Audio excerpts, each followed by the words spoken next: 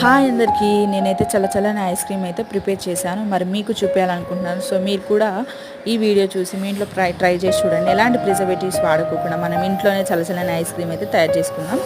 So ఇప్పుడైతే నేను ఒక చిన్న బౌల్ తీసుకొని దాంట్లోనే నాకు కావాల్సిన పాలు తీసుకొని చల్లార్చుకొని దాంట్లో కస్టర్డ్ పౌడర్ అయితే వేసాను. 2 టేబుల్ స్పూన్స్ వేసేసి ఉండలు లేకుండా పక్కన పెట్టేసుకున్నాను కలుపుకొని.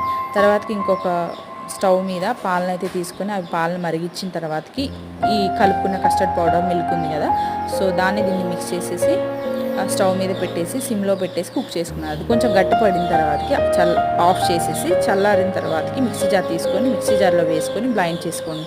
తర్వాతకి నేనైతే మేగడ్ని వాడాను. మీరు అవైలబుల్గా ఉంటే ఫ్రెష్ క్రీమ్ వాడండి.